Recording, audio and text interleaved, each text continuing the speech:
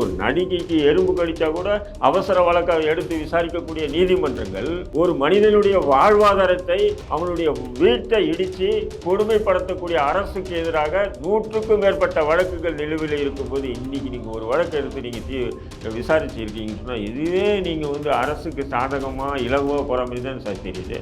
எப்படி பாபர் மசூதி இருந்த இடத்த பாபர் மசூதி அங்கே இருந்தது, பாபர் மசூதி இடிப்பேன்னு சொன்னதுக்கு உண்டான ஆதாரம் இருக்குது, இடித்ததுக்கு உண்டான ஆதாரம் இருக்குது, இடித்ததுக்கு நீதிமன்றமே அவங்கள வந்து குற்றவாளின்னு சொல்லி அறிவிச்சிருக்கு, நீதிமன்றமே குற்றவாளின்னு சொல்லி அறிவிச்சிருக்கு.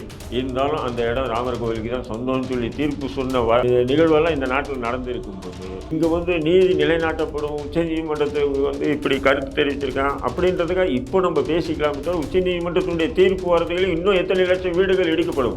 நீங்களுடைய வீடு ஆக்கிரமிக்கப்பட்ட இடம் அப்படின்னு சொல்லி நீங்கள் அது புகாராக சொல்கிறீங்க. சரி, அது லாஜிக்காக ஏற்றுக்கிட்டாலும் விலை வந்து காரை கூட புல்டோசர் வச்சு நீங்கள் வந்து என்ன பண்ணுறீங்க, அந்த 3 கார்களையும் நீங்கள் பார்த்துருக்கீங்க சோசியல் மீடியாவில் கூட, அந்த வீடியோ கூட எங்கிட்ட இருக்குது. 3 கார்களையும் எப்படி வந்து நொறுக்குறாங்க. அப்போது இந்த இடங்கள் வந்து ஆக்கிரமிக்கப்பட்ட இடம்னு நீங்கள் சொன்னீங்கன்னாப்ப அப்போ இந்த கார்களை இடிக்கிறது அப்போது இது வன்மத்தின் உச்சம்.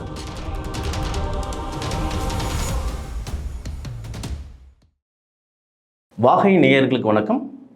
நம்ம எப்பயுமே ஒரு இயந்திரமாக பார்த்த ஒரு புல்டோசரை இன்றைக்கி 2017 யோகி ஆதித்யநாதோட அரசு உத்தரப்பிரதேசில் எப்போ ஆட்சி அமைத்ததோ அன்னிலிருந்து ஒரு அரசியல் இயந்திரமாக மாறியிருக்கு. இந்த புல்டோசர் மாடலை பற்றி சுப்ரீம் கோர்ட் பெரும் கண்டனம் தெரிவிச்சிருக்கு. இந்த உத்தரப்பிரதேச மாடல் பற்றி நம்மோடு பேச இணைந்திருக்கிறார் இந்திய தேசிய லீக் தலைவர் திரு தடா ரஹீம் அவர்கள்.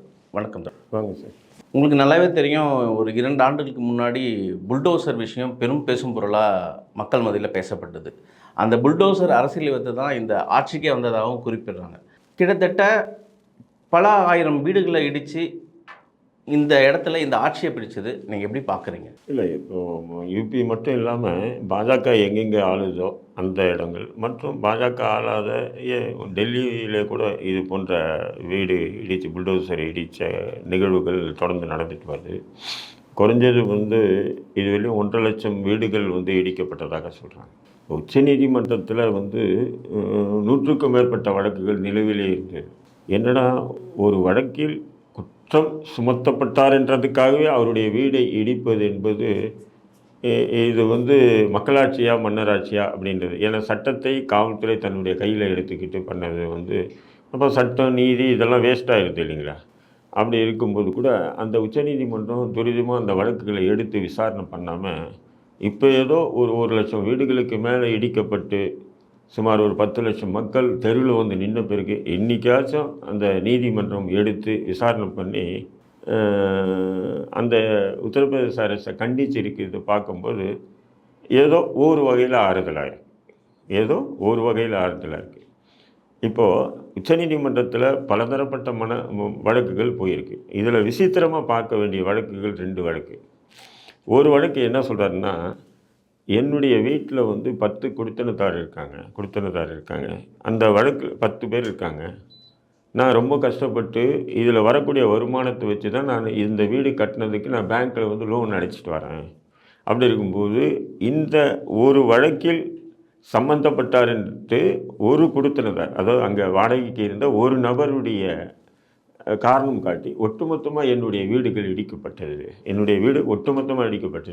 அதனால் மொத்தம் 10 அந்த வாடகைதாரர்களும் ரோட்டில் வந்து நிற்கிறாங்க. அவருடைய குற்றச்சாட்டே அதான் 10. அதாவது ஒருத்தர் வந்து அவருடைய சொந்த வீடு இல்லை, ஒருத்தர் அந்த வீட்டில் வாடகை இருக்கார். அவர் அந்த குற்றத்தில் ஈடுபட்டார் என்ற காரணமாக குற்றச்சாட்டு சுமத்தப்பட்ட காரணத்துக்காக இவங்க வீடை இடிக்கிறாங்க. அந்த இதை வச்சு உச்சநீதிமன்றத்தில் போகுது. இன்னொரு வழக்கு எப்படி பார்க்குறாங்கன்னு சொன்னீங்கன்னா, அதாவது எங்ககிட்ட எந்த விதமான ஒரு முன்னறிவிப்பும் இல்லாமல் திடீர்னு வந்து வீடு இடிக்கிறாங்க. அப்போ வீடு இடிக்கிறாங்கன்னு சொல்லிவிட்டு நாங்கள் எதிர்ப்பு தெரிவிக்கிறோம். அந்த எதிர்ப்பு தெரிவித்த அந்த எஃப்ஐஆரை வச்சே என்ன பண்ணுறாங்கன்னா, அதாவது அந்த வீடை இடிக்கிறாங்களேன்ற அந்த எஃப்ஐஆரை வச்சே என்ன பண்ணுறாங்க, நாங்கள் வந்து குற்றத்தில் ஈடுபட்டோம் அதனால் வீடு இடித்தோன்னு சொல்லி சொல்கிறாங்க. அப்போது உச்சநீதிமன்றத்தில் இந்த வழக்குகள்லாம் வந்து இப்போது விசாரணைக்கு வரும்போது படிச்சுட்டு நீதிபதிகள் தங்களுடைய வேதனையை கவலையை வந்து அந்த யூபி அரசுக்கு தெரிவிச்சிருக்காங்க. ஒட்டுமொத்த இந்தியாவில் எங்கே இப்படி நடக்குதோ இது ஏற்றுக்க முடியாது அப்படி.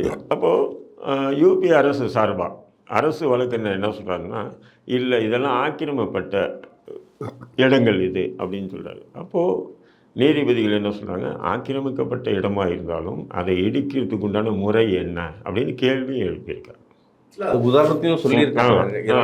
2022 டெல்லியில் நடந்த சுட்டியும் காட்டியிருக்காங்க. அப்போ ஆக்கிரமிக்கப்பட்ட இடத்தை நீங்கள் இடிக்கணும்னு சொன்னால் நீதிமன்ற உத்தரவு வாங்கிட்டு தான் இடிக்கணுமே தவிர நீ பாட்டும் புல்டோசர் எதுவுமே இடிச்சிங்கன்னு சொன்னால் அப்போ சட்ட நீதி அப்புறம் எதுக்கு அப்படின்ற ஒரு கேள்வியும் அங்கே எழுப்பியிருக்காங்க. அப்போ இதெல்லாம் வச்சு பார்க்கும்போது இன்றைக்கி ராகுல் காந்தி என்ன சொல்கிறாரு, இது நிச்சயமாக நீண்ட காலமாக இந்த ஒரு கவலை இருந்தது. இந்த கவலைக்கு நிச்சயம் உச்சநீதிமன்றம் நல்ல ஒரு வழிகாட்டுதலை வழங்குன்ற நம்பிக்கையோடு நான் இருக்கேன் அப்படின்னு சொல்லியிருக்காரு.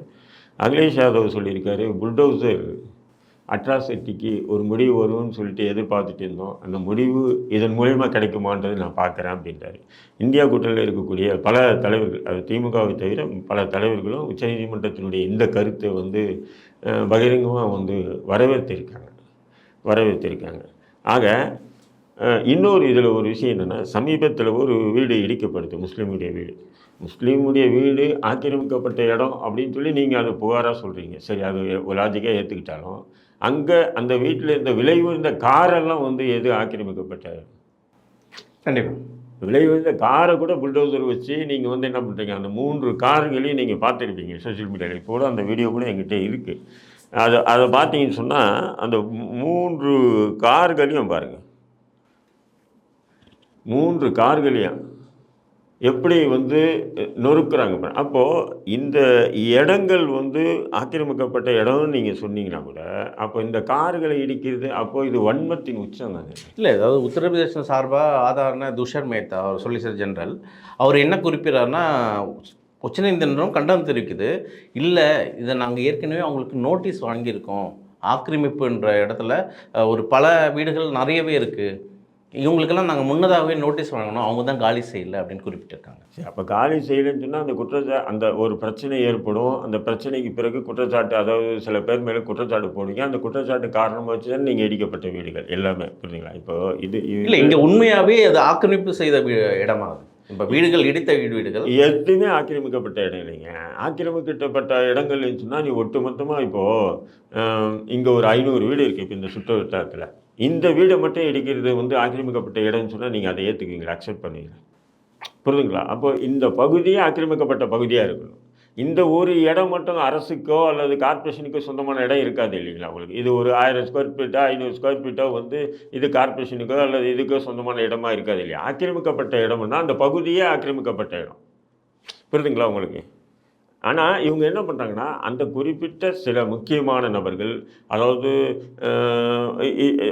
யோகி அரசின் பாஜக அரசினுடைய அந்த ஒரு பாசிச சித்தாந்தத்தை எதிர்க்கிறாங்கன்ற ஒரே காரணத்துக்காகவே என்ன பண்ணுதுன்னு சொன்னால், அவங்களுடைய வீடுகளை திட்டமிட்டு புல்டோசர் வச்சு இடிச்சிட்டு வராங்க. அவங்க வாடகை வீட்டில் இருந்தாலும் இடிக்கிறாங்க. அதுதான் கொடுமை. உச்சநீதிமன்றத்தில் ஒரு மனு போயிருக்க, 10 வீடு வாடகைதாரர் இருக்காங்க அங்கே. அதில் ஒரு வாடகைதாரர் தான் அந்த நபர் இருக்கார். அவர் மீது குற்றச்சாட்டை பதிவு பண்ணிவிட்டு உடனே அந்த வீட்டே இடிக்கிறீங்களே. இப்போ நான் இந்த 10 வாடகைதாரர் ரோட்டில் நிற்கிறாங்க. 1, 2வது நான் இதை நான் லோனில் வாங்கி தான் நான் அந்த வீடே கட்டியிருக்கேன். அப்போ அது எப்படி ஆக்கிரமிக்கப்பட்ட இடமா இருக்கும்? ஆக்கிரமிக்கப்பட்ட இடத்தை எப்படி லோன் கொடுப்பான்? இப்படியெல்லாம் நம்ம சிந்திக்க தோணும். பாருங்கள், நீங்கள் சிந்திச்சு. இல்லை, பல ஆண்டுகளுக்கு பிறகு உச்சநீதிமன்றம் இந்த வழக்கை கையில் எடுத்திருக்காங்க. இப்போது ஒரு வீடு என்றதோ ஒரு அரசியல் அமைப்பு சட்டத்தின் கீழே 21 ஒரு உரிமை அப்படின்னு ஒரு இடம் இருக்குது. இந்த உரிமையை மக்கள் விட்டு கொடுக்கும்போது அவங்களுக்கான எழுச்சி வரலையாங்க? அதாவதுங்க, இந்திய அரசியலமைப்பு சட்டம் 21 என்ன கூறுதுன்னு சொன்னால் அதில் பல சரத்துகளாக கூறுது. அது என்னன்னு சொன்னீங்கன்னா, நீங்கள் ஒரு 10 வருஷம் ஒரு இடத்துல இருந்தாலும் அந்த இடம் உங்களுடைய உரிமையாக்கப்படுது. அப்படி இருக்கும்போது அது அவங்களுடைய உரிமை சார்ந்த விஷயமா ஆயிடுது. அது புரியுதுங்களா? இதுதான் எடுத்து கூறுது. அப்படி இருக்கும்போது ஒருத்தன் குடியிருக்கிறான், ஒரு வீடு கட்டி குடியிருக்கிறான்னு சொன்னால் அதை நாங்கள் புல்டோசர் இடிக்கிறோம்னு சொன்னால் அப்போ இந்த அரசியலமைப்பு சட்டத்தை நாங்கள் இடிக்கிறதுக்கு சமமானது தான் நீங்கள் பார்க்கணும். அது நீங்கள் அது சாதாரணமான பார்வையில் பார்க்க முடியாது. ஏன்னா ஒரு வீடு 2 வீடு இல்லை, 1,50,000 வீடுகள் இதுவரை இந்தியா முழுக்க இடிக்கப்பட்டிருக்கு. குறிப்பாக குஜராத், மத்திய பிரதேஷ், ராஜஸ்தான் எங்கெங்கெல்லாம் பாஜக ஆட்சி ஆகுதோ இங்கே எல்லாமே இந்த புல்டோசர் வேலையை வந்து காட்டுறாங்க. புரியுதுங்களா? இப்போ சமீபத்தில் கூட வந்து உத்தராஞ்சலில் வந்து ஒரு பெரிய பள்ளிவாசல் சார்ந்த இடங்கள்லாம் வந்து வச்சு இடிக்கப்பட்டது. அங்கேயும் வந்து இந்த குற்றச்சாட்டுகள் தான் மேற்கொண்டு வச்சாங்க. என்னன்னு சொன்னால் ஆக்கிரமிக்கப்பட்ட இடம்னு. எப்படின்னு சொன்னீங்கன்னா, இந்த ஆக்கிரமிக்கப்பட்டது எப்படின்னு சொல்லி மத்திய அதாவது பாஜக அரசு கொண்டு வருதுன்னா, இப்போ கார்ப்பரேஷனில் வாங்குகிறோம். இப்போ நீங்கள் ஒரு வீடு கட்டுறீங்க சென்னையில், கார்ப்பரேஷனில் 3 அடுக்கு கட்ட சொல்லுவோம். நீங்கள் 3 அடுக்கு மேலே ஒரு இது சும்மா ஒரு இது கட்டுவீங்க. அந்த 3 அடுக்குக்கு தான் பர்மிஷன் இருக்கும். அந்த 3 அடுக்குக்கு மேலே இருக்கக்கூடிய ஒரு வீடு இருக்குது பார்த்தீங்களா, அது வந்து பெரும்பாலும் பர்மிஷன் இருக்காது. இதேமாரி வந்து தமிழ்நாட்டில் இல்லை, இந்தியா முழுக்க இதுமாரி கட்டுறாங்க. புரியுதுங்களா?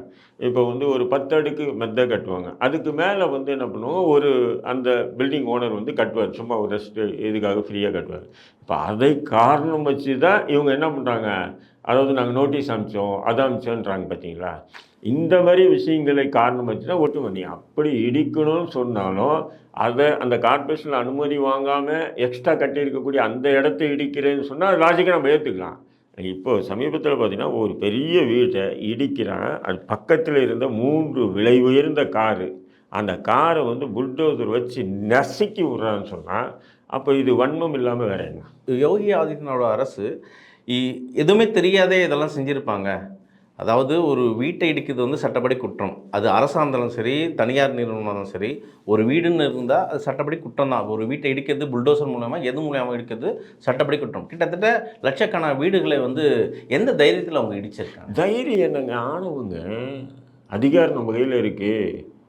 நாம் சொல்கிறது தான் நீதி. நம்ம சொல்கிறது சாமானியனுக்கு தெரியுங்க. அவர் கத்தி எடுத்தால் அது அஃபென்ஸ்னு தெரியும். ஒரு ஒரு உச்சப்பட்ட அரசியல் அமைப்பு, ஒரு அதாவது ஒரு பெரிய பதவியில் இருக்கார் யோகி அவர்கள்.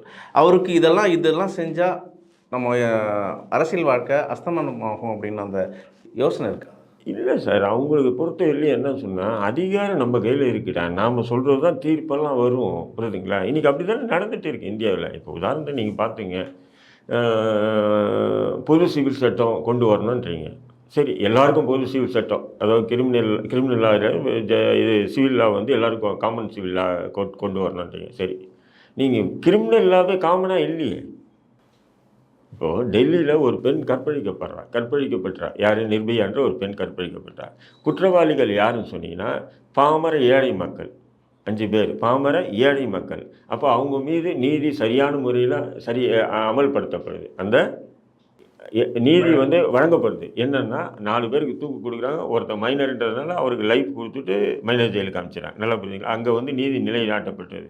நீங்களும் இதை பற்றி பேசியிருக்கோம், நானும் இதை பற்றி பேசியிருக்கோம், நிர்பயா வழக்கை பற்றி. ஆனால் அதே நேரம் வந்து இந்த பக்கம் நீங்கள் பார்த்தீங்கன்னு சொன்னால் ஆசிஃபா, அதாவது காஷ்மீர் மாநிலம் கத்வா மாநிலத்தில் ஒரு கோயிலுக்குள்ளே வச்சு ஒரு 5க்கும் மேற்பட்ட ஒரு கொடூரமான முறையில் கற்பழித்து கொலை செய்த ஒரு சிறுமியை கொலை செய்த ஒரு கொடூர குற்றவாளிக்கு பக்கபலமாக இருந்தது பாஜக. இருந்ததா இல்லையா? பாஜக இருந்தது. அப்போ அந்த குற்றவாளிகளுக்கு தண்டனை என்ன தெரியுமா? 4 ஆண்டு, 3 ஆண்டு, 2 ஆண்டு தண்டனை. அப்போ இங்கே சிவில் லாவை விட்டுடுங்க, கிரிமினல் லாவே எவ்வளோ இறக்கம் இருக்குது பாருங்கள். இப்போ இன்னைக்கு கூட மம்தா பானர்ஜி சொன்னாங்க, கற்பழிப்பு குற்றச்சாட்டுக்கு தூக்கு தண்டனை வழங்க சட்டத்தை கொண்டு வருவது முக்கியமல்ல, அந்த சட்டத்தை அமல்படுத்தும் போது அந்த நீதிக்கு முன்னாடி நிற்கக்கூடிய நபரை பார்த்து தான் இங்கே அமல்படுத்தப்படுதுன்றது தான் என்னுடைய குற்றச்சாட்டு தொடர்ந்து.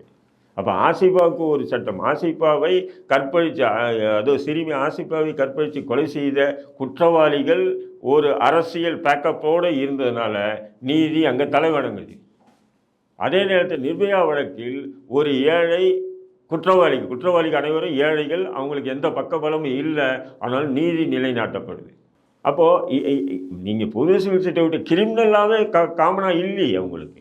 அப்போ இதெல்லாம் வந்து அதிகாரத்தில் இருக்கக்கூடிய இந்த யோகியை போன்ற ஒரு பாசிச சிந்தனைவாங்களுக்கு தெரிஞ்சிருந்தது இந்த அட்ராசிட்டிகள் பண்ணுறாங்கன்ற. கிட்டத்தட்ட 1.5 லட்சம் வீடுகள் இடிக்கப்பட்டதாக குறிப்பிடுறீங்க. இப்போ அந்த 1.5 லட்சம் வீடுகள் இடிக்கப்பட்டது நாடாளுமன்ற தேர்தலுக்கு முன்னாடி. அப்படி இருக்கும் பட்சத்தில் இவங்க எலெக்ஷனில் அவ்வளோ எளிதாக வெற்றி பெற்று வராங்க. அதாவதுங்க, ஈஸியாக வெற்றி பெறாங்கன்னா இவங்களுக்கு வாக்கு சதவீதம் அதிகரிச்சிச்சு அப்படின்னு நீங்கள் நினைக்க முடியாது. புரியுதுங்களா? வாக்கு சதவீதம் இல்லை, இந்த மக்கள் மத்தியில் இந்த புல்டோசர் மாடல் எப்படி பார்க்குறாங்க? அதான் சார், எதிர்த்தரப்பில் வந்து 3 கோஷ்டியாக இருக்குது. இப்போ யூபியே எடுத்தீங்க, இப்போ பகுஜன் சமாஜ் கட்சி ஒரு குறிப்பிட்ட வாக்கு சதவீதம் வாங்குது. வாங்குதா இல்லையா? சமாஜ்வாதி பார்ட்டி வாங்குது, காங்கிரஸ் வாங்குது. இப்போ காங்கிரஸும் சமாஜ்வாதி ஒன்றா நிற்கிறதுனால அது ஒன்றா வைங்க. பகுஜன் சமாஜ் இப்போ நீங்கள் அங்கே வாங்கின வாக்கு விகிதாச்சாரத்தை பார்த்தீங்கன்னு சொன்னால், பகுஜன் சமாஜ் கட்சியும் இந்த கட்சிகளும் வாங்கின வாக்கு விகிதத்தை சேர்த்துன்னு சொன்னால் பிஜேபி ஒரு சீட்டு கூட ஜெயிச்சிருக்காது உத்தரப்பிரதேசம். இந்த வாட்டி உத்தரப்பிரதேசில் ரொம்ப கம்மியான சீட்டு தான் ஜெயித்தாங்க. புரியுதுங்களா? ஏன்னா அவங்க எதிர்பார்த்து 60 சீட் ஜெயிக்கணும்னு சொல்லி. இல்லை, இதே புல்டோசர் அரசியலை வச்சு தான் எதிர்கட்சி அந்த அகிலேஷ் யாதவும் சரி, மற்ற அரசியல்வாதிகளும் சரி, இதே ஃபார்முலாவை கையில் எடுத்து தான் அரசியலில் கலங்கண்டாங்க. அதே புல்டோசர் மாடல் யோகிக்கு மட்டும் கை கொடுத்துருக்கா? இல்லை, கை கொடுக்கலைங்க அவங்களுக்கு. நல்லா புரிஞ்சு, கை கொடுக்கல, கையே கொடுக்கல அவங்களுக்கு. அவங்களுக்கு என்ன சொன்னீங்கன்னா, எப்போவுமேங்க இப்போ காங்கிரஸ் இருந்தது, எவ்வளோ நிறைய தவறுகள்லாம் செஞ்சாங்க. உடனே அந்த மக்கள் மத்தியில் போய் உடனே அவங்க ஆட்சி அதிகாரம் மாற்றிட்டாங்கன்னா மாற்றலை. ஒரு நீண்ட காலம் ஆச்சு அந்த மக்கள் உணர்றதுக்கு. அதுபோல் ஒரு நாள் வரும். இன்றைக்கி பாருங்கள், மோடி கடந்த 10 ஆண்டுகள் ஆட்சி செஞ்சார். இப்போ இந்த முறை 400 பார் 400ஐ தாண்டுவோம் அப்படின்ற ஒரு அகங்கார திமிரோடு இருந்தார். ஆனால் கடைசி என்னாச்சுன்னா மைனாரிட்டி அரசாக தான் இன்றைக்கி அமைச்சு இருக்காங்க இல்லைங்களா? அடுத்த முறை பார்த்திங்கன்னா இதே நிலையில் பாஜக ஆட்சி ஆண்டுதுன்னு சொன்னால் அடுத்த முறை இதோட மோசமான நிலைக்கு தள்ளப்படுவாங்க. இன்றைக்கி அவர் குறிப்பிட்டிருக்காரு, வருகின்ற 2029 அவரே தான் பிரதமர் அப்படின்ட்டு குறிப்பிட்டிருக்காரு. யார்? மோடி. அதை தான் சொல்கிறேன். நீங்கள் சொல்லிக்கிட்டே போகலாம். இப்போவே நீங்கள் ஒரு மைனாரிட்டி அரசாக தான் இருக்கீங்க. இங்கே என்ன ஒன்றே ஒன்று சொன்னீங்கன்னா, இந்த மதசார்பற்ற சக்திகள் என்று சொல்லக்கூடிய இந்த அரசியல் கட்சிகளுடைய அட்ராசிட்டிகள் கொஞ்சம் நஞ்சமாக பண்ணலை. இவங்களோட ஊழலில் உச்சத்துக்கு போயிட்டாங்க. அதை பாஜக கடந்த 10 ஆண்டுகளாக தங்களுக்கு சாதகமாக பயன்படுத்தி தான் அவங்க அதிகாரத்துக்கே வந்தாங்க. புரியுதுங்களா? அப்போது இந்த மதவாத சக்திகள், அது கம்யூனிஸ்ட் கட்சிகளாக இருக்கட்டும், காங்கிரஸாக இருக்கட்டும், இல்லை இங்கே போன்ற திமுக இருக்கட்டும், அகிலேஷ், எல்லா மாநில கட்சிகளுமே பார்த்திங்கன்னா ஊழலில் உச்சத்துக்கு அடைஞ்சிட்டாங்க. அவங்க அதை ப்ளஸ் பாயிண்ட்டாக பாஜக பயன்படுத்தி தான் ஆட்சி அதிகாரத்துக்கே வந்தாங்க. ஆட்சி அதிகாரத்துக்கு வந்த பிறகு அவங்களால அந்த தக்க வச்சிக்க முடியல. அவங்களால பாஜகவால் தக்க வச்சிக்க முடியல. ஒரு காலத்தில் பார்த்திங்கன்னா பாஜக ஆர்எஸ்எஸ்ன்னு சொன்னிங்கன்னா தமிழ்நாட்டு தென்னிந்தியாவில் தான் கடுமையான எதிர்ப்புகள் வரும். இன்றைக்கி வட இந்தியாவில் பார்த்தீங்கன்னா சொன்னால் அவ்வளோ, நீங்கள் சோசியல் மீடியாவில் போய் பார்த்தீங்கன்னா 100 வீடியோ வருதுன்னா 70 வீடியோவில் பிஜேபி கிழிச்சி ஆர்எஸ்எஸை கிழிச்சி தொங்க போடுறாங்க. புரியுதுங்களா? சனாதனத்தை இங்கே மட்டும்தான் எதிர்ப்பு இல்லை. இன்றைக்கி வட இந்தியாவில் சனாதனத்துக்கு எதிர்க்கிறதுக்கு பெரிய கூட்டங்கள்லாம் இன்றைக்கி நடத்திட்டு இருக்காங்க. இதெல்லாம் பாஜக ஆட்சிக்கு வரதுக்கு முன்னாடி இப்படி சனாதனத்தை எதிர்ப்பெல்லாம் வட இந்தியாவில். நீங்கள் ஆர்எஸ்எஸோட சித்தாந்தத்தை கிழிச்சி தூர போகிறாங்கன்னு சொல்கிறீங்க. ஆனால் இன்றைக்கி பாஜக ஆர்எஸோட ஆர்எஸோட சொல்லுக்காக காத்துட்டு இருக்கு. ஜாதிவாரி கணக்கெடுப்பு ஆர்எஸ்எஸ் எப்போ குரல் கொடுக்கும், என்றைக்கு அவங்க சொல்கிறாங்களோ அன்றைக்கி தான் ஸ்டார்ட் பண்ணுறது மாதிரி யோசிச்சுருக்காங்க. ஆர்எஸ்எஸ் எப்படிங்க ஜாதிவாரி கணக்கெடுப்பை ஆதரிப்பான்? அவங்க பர்மிஷன் கொடுத்தா தான் இது திட்டத்தில் தான் பாஜக. ஆர்எஸ்எஸ் எப்படி அப்படி பர்மிஷன் கொடுப்பான்? அப்படி பாஜகவே அப்படி மோடியே தன்னிச்சையாக முடிவு எடுத்து ஜாதிவாரி கணக்கெடுப்புக்கு உத்தரவு போட்டான்னு சொன்னால் ஆர்எஸ்எஸ் கடுமையான எதிர்ப்பு தெரிவிக்கும். ஏன்னு சொன்னால் ஆர்எஸ்எஸ் என்பது பிராமண கூட்டம். அவங்க தான் அது பிராமணர்ஸ்க்கு மட்டும்தான், வேறு யாருமே இல்லை அதில். புரியுதுங்களா? அப்போ இதில் சாதிவாரி கணக்கெடுப்பில் ஆர்எஸ்எஸோட பார்வை பட்டா மட்டும் தான் இது சாத்தியமா? ஆர்எஸ்எஸ் தானேங்க பாஜகவை இயக்குது. அதுதாங்க, அவங்க கட்டளை இடலைன்னா இது நடக்காதான்னு கேட்குறேன். நிச்சயம் பாஜக ஆட்சியில் இருக்கிறது நடக்காது. மேபி காங்கிரஸ் ஆட்சிக்கு இப்போ ராகுல் காந்தியுடைய மனநிலை கரெக்டாக இருக்குதுன்னு வைங்க. நாளைக்கு ஆட்சி அதிகாரத்துக்கு அவனுடைய நிலைமை எப்படி மாறுதுன்றது நமக்கு தெரியாது. நம்ம அதை அந்த கற்பனையில் பதில் சொல்ல முடியாது. ஏன்னா இவனுங்க எல்லாரையும் நம்ம பார்த்துட்டோம். ஆட்சிக்கு வரதுக்கு முன்னாடி ஒரு பேச்சு, ஆட்சிக்கு அதிகாரத்துக்கு வந்த பிறகு இன்னொரு பேச்சா. இதே திமுக எடுத்துங்க, ஆட்சிக்கு வரதுக்கு முன்னாடி ஒரு பேச்சு, ஆட்சி அதிகாரத்துக்கு வந்த பிறகு இன்னொரு பேச்சாக தான் தொடர்ந்து இருக்குன்னு போது. அதனால் இன்றைக்கி ராகுல் காந்தியுடைய ஒவ்வொரு செயல்பாடும் பார்த்திங்கன்னா ஒரு வரவேற்கக்கூடிய ஒரு நல்ல ஒரு முற்போக்கான ஒரு சிந்தனையோடு செயல்படுறாரு. பட் இவரே ஆட்சிக்கு வந்தார்னா அதுக்கு நடைமுறைப்படுத்துவார்ன்றது சந்தேகமாக தான் இருக்குது.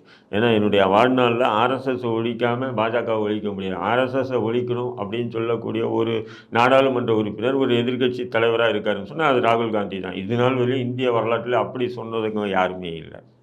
புரியுதுங்களா? அப்படி இருக்கும்போது ஒரு பிரமிப்பாக தான் அவருடைய பேச்சுக்கள், அவருடைய செயல், நடைமுறை எல்லாமே இருக்குன்னும் போது நிச்சயம் அவங்க ஆட்சிக்கு வந்தாங்கன்னு சொன்னால் இந்த சாதிவாரி கணக்கெடுப்பு நிச்சயம் நடத்த வாய்ப்புகள் இருக்குது.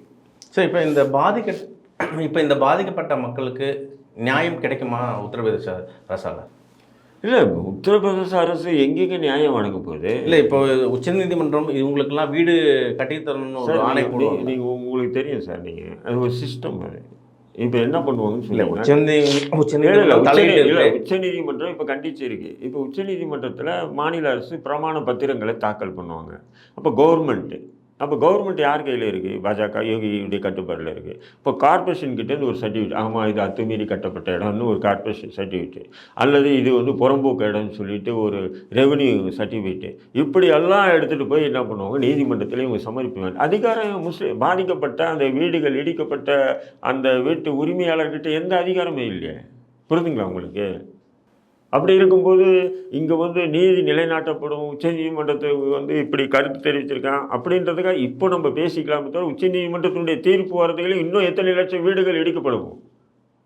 நீங்கள் வந்து ஒரு நடிகைக்கு எறும்பு கடித்தா கூட அவசர வழக்காக எடுத்து விசாரிக்கக்கூடிய நீதிமன்றங்கள் ஒரு மனிதனுடைய வாழ்வாதாரத்தை, அவனுடைய வீட்டை இடித்து கொடுமைப்படுத்தக்கூடிய அரசுக்கு எதிராக 100க்கும் மேற்பட்ட வழக்குகள் நிலுவையில் இருக்கும்போது இன்றைக்கி நீங்கள் ஒரு வழக்கு எடுத்து நீங்கள் விசாரிச்சுருக்கீங்கன்னு சொன்னால் இதுவே நீங்கள் வந்து அரசுக்கு சாதகமாக இலகுவாக போகிற மாதிரி தான் சார் தெரியுது. சொல்லுங்கள். அப்போ இந்த நிலையில் வந்து நாங்கள் வந்து உச்சநீதிமன்றம் நல்ல சொல்லியிருக்கு, அதனால் தீர்ப்பும் நல்ல விதமாக வரும் அப்படின்னு எதிர்பார்க்க நிலையில் நாங்கள் இல்லை. ஏன்னா அதிகாரம் அவங்ககிட்ட இருக்குது. எப்படி பாபர் மசூதி இருந்த இடத்த, பாபர் மசூதி அங்கே இருந்தது, பாபர் மசூதி இடிப்பேன்னு சொன்னதுக்கு உண்டான ஆதாரம் இருக்குது, இடித்ததுக்கு உண்டான ஆதாரம் இருக்குது, இடித்ததுக்கு நீதிமன்றமே அவங்கள வந்து குற்றவாளின்னு சொல்லி அறிவிச்சிருக்கு, நீதிமன்றமே குற்றவாளின்னு சொல்லி அறிவிச்சிருக்கு. இருந்தாலும் அந்த இடம் ராமர் கோவிலுக்கு தான் சொந்தம்னு சொல்லி தீர்ப்பு சொன்ன நிகழ்வெல்லாம் இந்த நாட்டில் நடந்திருக்கும்போது நாங்கள் இந்த நீதிமன்றத்தை, அதாவது நீதிமன்றத்தை முழுமையாக ஏற்றுக்க முடியாத நிலையில் தான் இருக்கோம். ஏதோ அத்திப்பூத்தா மாரி இங்கே ஒன்று அங்கே ஒன்று, சில தீர்ப்புகள், சில உதாரணங்கள், சில கண்டனங்கள், இதுதான் எங்களுக்கு கொஞ்சம் ஆறுதலாக இருக்குது. நீங்கள் இப்படி திட்டவட்டமாக சொல்கிறீங்க, இவங்கெல்லாம் குற்றவாளின்னு தான் சொல்கிறீங்க. ஆனால் தைரியமாக அடுத்த வரப்போகிற தேர்தலிலும் நான் தான் பிரதமர் அப்படின்னு மோடி மார்த்தட்டிக்கிறார். வரட்டும், யார் வேணுன்றது சாத்தியமாகுது இல்லை, சாத்தியம் இல்லைன்னு சொல்ல முடியாது. சாத்தியமற்று பேசுகிறாருன்னு சொல்லி பொய்யும் சொல்ல முடியாது. புரியுதுங்களா? அது சாத்தியமாக கூட ஆகலாம். யார் வரட்டும், யோகி ஆதித்யநாத்தே பிரதமர் ஆகட்டும். உத்தரப்பிரதேசில் மட்டும் இல்லை, இந்தியாவில் இருக்கக்கூடிய முஸ்லீம் வீடெல்லாம் இடிக்கிட்டோம், ரோட்டுக்கு வரோம் நாங்கள். இல்லை, அவரோட பதிலில் ஒரு கேள்வியும் இருக்குது. ஏற்கனவே யோகி தான் அடுத்த பிரதமராக பேசும் பொருளாக இருக்குது. ஏன்னா அவருக்கு 75 வயதை கடந்துட்டா பாஜக, அதாவது ஆர்எஸ்எஸ் சித்தாந்தப்படி வெளியேற்றப்படுவாங்க. இப்போ இந்த சூழலில் இது மாதிரியான அறிக்கையை வந்து அதை நம்ம எப்படி பார்க்குறது? ஏன்னா இதே மோடி தான் வந்து இந்த 70 வயது கடந்தவர் என்ற காரணத்துக்காக அத்வானி வந்து பிரதமர் வேட்பாளரை அறிவிக்காமல் தன்னை பிரதமர் வேட்பாளரை அறிவித்தார் இதே மோடி. அதுபோது இன்றைக்கி இவர் 70 கடந்து இருக்கும்போது அப்போது ஊருக்கு தான் சட்டம், நமக்கு இல்லை அப்படின்றது இருக்காது. இல்லை, அது அவங்களுடைய கட்சி பிரச்சனை. அது நம்ம வந்து விருப்பம் இல்லை. எப்படி இருந்தாலும் ஒரு பாசிச சித்தாந்தம் கொண்ட கொள்கை கோட்பாடு உள்ள ஒரு குழுவுக்கு எவன் தலைவனானா என்ன? புரியுதுங்களா உங்களுக்கு? யார் தலைவனானாலும் அந்த சித்தாந்தத்தின் அடிப்படையில் தானே செயல்பட போகிறாங்க. அதனால் மோடி இல்லை, கேடி இல்லை, அந்த இதுலேருந்து யார் வந்தாலும் அந்த சித்தாந்தத்தோடு தான் இருப்பாங்க. தவிர எரிகிற கொல்லியில் எந்த கொல்லி நல்ல கொல்லின்னு பார்க்க முடியாது. அப்போ பாசிச சித்தாந்தம் அது. அந்த சித்தாந்தத்தை அந்த கட்சிக்கு வந்து யார் பிரதமர் வேட்பாளர் வச்சாலும் நமக்கு கவலை இல்லைன்றேன் நான். அதையே நம்ம ஒரு விவாத பொருளாக கொண்டு போகணும். அல்ல, மக்களுக்கான கவலை தானே அது. கவலை இல்லைன்னு சொல்லிட முடியாது இல்லையா? இல்லை, நம்ம அது ஒன்று எந்த அரசியல்வாதி கட்சி தலைவர்களும் ஒரு பதவியில் இருக்கும்போது சார் நீங்கள் அது மக்களுக்கான பிரச்சனை தான். மக்களுக்கான பிரச்சனையாக இருந்தாலும் அது அந்த கட்சி தான் முடிவு பண்ணிக்கணும். அந்த கட்சி ஆட்சிக்கு வர்றதே இந்திய நாட்டினுடைய மிகப்பெரிய ஒரு ஜனநாயக ஆபத்து. அந்த கட்சி ஆட்சிக்கு வர்றதே இந்திய நாட்டுக்கு மிகப்பெரிய ஜனநாயக ஆபத்து. அதாவது விஷ குப்பிகள், இந்தியாவுக்கு பிடிச்ச மிகப்பெரிய ஒரு சைனாய்டு குப்பின்னு சொல்லலாம். ஆனால் இந்த வரை 3வது முறை வந்திருக்காங்க. வரட்டும். சில நேரங்களில் சாத்தான்கள் தான் வேதம் படிக்கும். அதுக்காக நம்ம என்ன பண்ண முடியும்? அப்படி நினச்சிட்டு நம்ம போக வேண்டியதான். நன்றி.